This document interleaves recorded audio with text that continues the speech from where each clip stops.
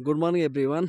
यहाँलाई स्वागत छ र आज 5 नोभेम्बर 2025 यति बेला म चाहिँ ठिक सन्दकपुरबाट आज हाम्रो थकुमको यात्रा छ भनेदेखि भोलिको यात्रा चाहिँ हाम्रो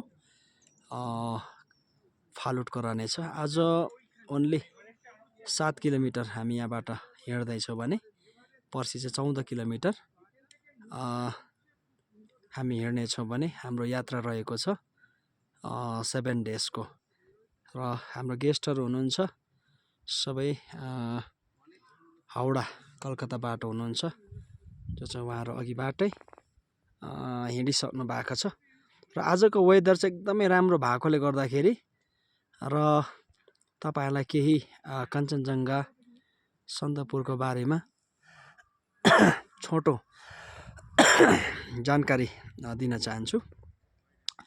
र कञ्चनजङ्घा है, विशेष गरी यहाँनिर जति पनि पर्यटकहरू आउने गर्छन् त्यो चाहिँ किन भन्दाखेरि चाहिँ कञ्चनजङ्घा अनि माउन्ट एभरेस्ट हेर्नको लागि। अनि यहाँबाट देखिने अथवा सन्दकपुरबाट देखिने भनेको नै यो चाहिँ साउथ फेस है, कञ्चनजङ्घा एकदमै सुन्दर यहाँबाट देख्न सकिन्छ भने एकदमै सलिड मात्रामा पुरा कञ्चनजङ्घाको फ्यामिली एउटै रेन्जमा तपाईँले देख्न सक्नुहुन्छ। र दार्जिलिङबाट विभिन्न दार्जिलिङको भागहरूबाट अनि त्यसको साथमा सिक्किमको विभिन्न भागहरूबाट पनि कञ्चनजङ्घालाई देख्न सकिन्छ।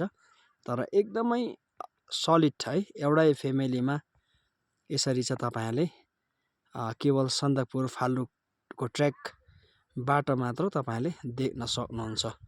र अलिकति जानकारी दिन पर्दा कञ्चनजङ्घा चाहिँ इन्डियाको फर्स्ट हाइएस्ट, इन्डियाको चाहिँ फर्स्ट हाइएस्ट हो भने चाहिँ वर्ल्डको चाहिँ थर्ड हाइएस्ट है।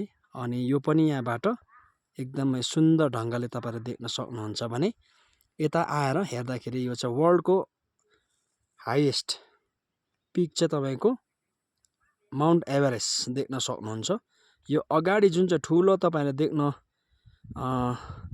सक्नुहुन्छ अथवा तपाईँलाई देखाउन कोसिस गरिराखेको यो चाहिँ एकदमै महाकालु है, महाकालु देख्दा चाहिँ ठुलो तर एभरेस्ट सबैभन्दा अग्लो हो।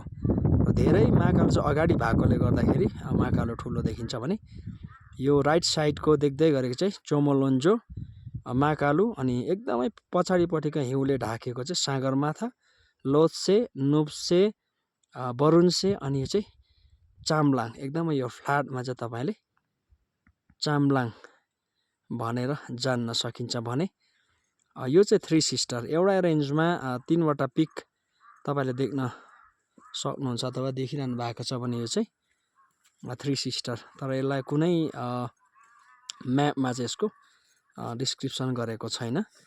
र अलिकति यता आएर हेर्दाखेरि यो चाहिँ चाइनिज पिक आमा ड्रिम भनेर भनिन्छ, यो चाहिँ चाइनातिर पर्दो रहेछ।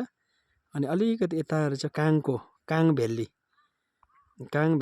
अनि थुप्रै नामहरू छ यसको, डिफिकल्ट छ। तर यो मेन चाहिँ जुन चाहिँ स्लिपिङ बुद्ध अथवा कञ्चनजङ्घाको जुन चाहिँ यो भाग छ, यो टाउको चाहिँ तपाईँको जानु, जसलाई कुम्भकर्ण पनि भनिन्छ है, कुम्भकर्ण भनिन्छ। तर खासैमा यसको नाम पनि डिस्क्रिप्सन गरेको छैन, जानु भनेर भनिएको छ। भने यो जानुको जुन घाँटीदेखिको यो कञ्चनजङ्घा जुन चाहिँ घाँटी छ, यो जुन चाहिँ कुम्भकर्णको घाँटीदेखि चाहिँ नेपाल लेफ्ट साइड पर्छ भने यो कञ्चनजङ्घा यो घाँटीदेखि यता चाहिँ सिक्किम अथवा इन्डिया पर्ने गर्दछ। र कञ्चनजङ्घाका पनि धेरै मसिनो मसिनो फ्यामिलीहरूसँग यो कञ्चनजङ्घा बनिएको छ। त्यसले गर्दाखेरि कञ्चनजङ्घा चाहिँ एउटा पिक नभएर यसलाई म्यासिभ कञ्चनजङ्घा म्यासिभ पनि भन्न मिल्दछ अथवा भनिन्छ। भनी यता आएर सिम्बो है, यो चाहिँ जुन चाहिँ घाँटी छ सिम्बो, जसलाई चाहिँ जामु ग्याप पनि भनिँदो रहेछ। अनि यो चाहिँ पाण्डिम जुन चाहिँ राइट साइड छ माउन्ट पाण्डिम।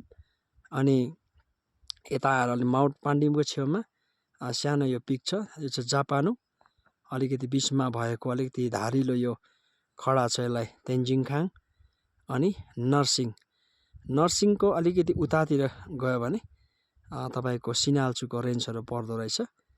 अनि यता अन्त पुरै भुटान अनि चाइनाका केही भागहरू हामी देख्न सक्छौँ भने भुटान पिक अथवा छोमालोडी पनि यहाँबाट देख्न सकिन्छ। र आज एकदमै वेदर राम्रो छ र अस्तिको पानीले गर्दाखेरि है, अस्तिको जुन चाहिँ पानीले गर्दाखेरि धेरै टुरिस्टहरू फर्केर गएको छ। धेरै होटेलहरूमा टुरिस्टहरूले पर्यटकहरूले क्यान्सल गरेको छ भने र फिलहाल चाहिँ एकदमै यो ठाउँहरू एकदमै नर्मल भएर गएको छ।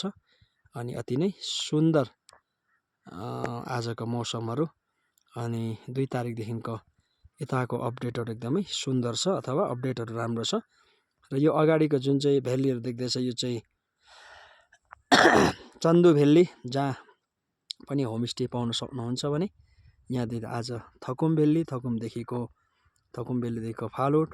फालुटदेखिको तपाईँको गोर्खे अथवा यो सभाग्राम भ्यालीदेखिको मले हुँदै तपाईँहरू सिरखोला पनि जान सक्नुहुन्छ। र यहाँबाट देखिने 8000देखिको माथिको जुन चाहिँ पिकहरू छ भने चाहिँ सबैभन्दा पहिला चाहिँ माउन्ट एभरेस्ट है, अनि महाकालो, अनि लोत्से, अनि यता आएर कञ्चनजङ्घा। र यी सबै सुन्दर दृश्यहरूले नै हाम्रो दार्जिलिङलाई सुन्दर बनाएको छ।